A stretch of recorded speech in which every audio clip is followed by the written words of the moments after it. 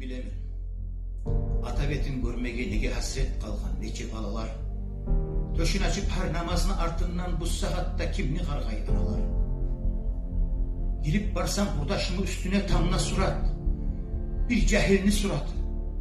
Ölü var da işitlik düşe bilemen eğer üyde eskerilse onatı.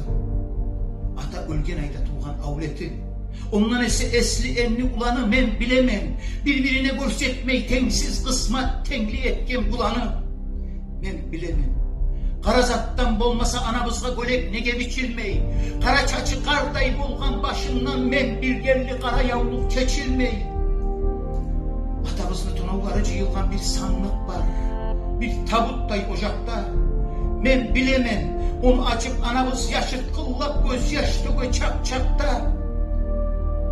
Ot örteller örçüktürmeyi örleni.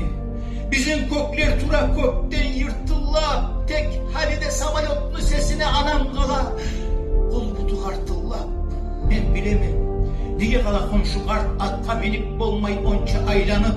Atlanganla onun ağaç ayağı buladayım yer kaşına baylanıp. Oh uçlu kart. Etim özü masvara.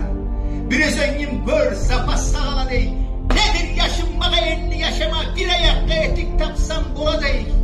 Ben bilemem.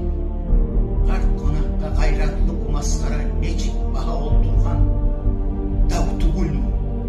Yerini üstün sakattan. Yerini tügün bölgelerden doldurgan. Ben bilemem. Bölgelerini kaygısı neçip kıynay gece güller sallanır. Ben bilemem. Dige şunca kastetim. Beni halkım geri vura davlanır. Ben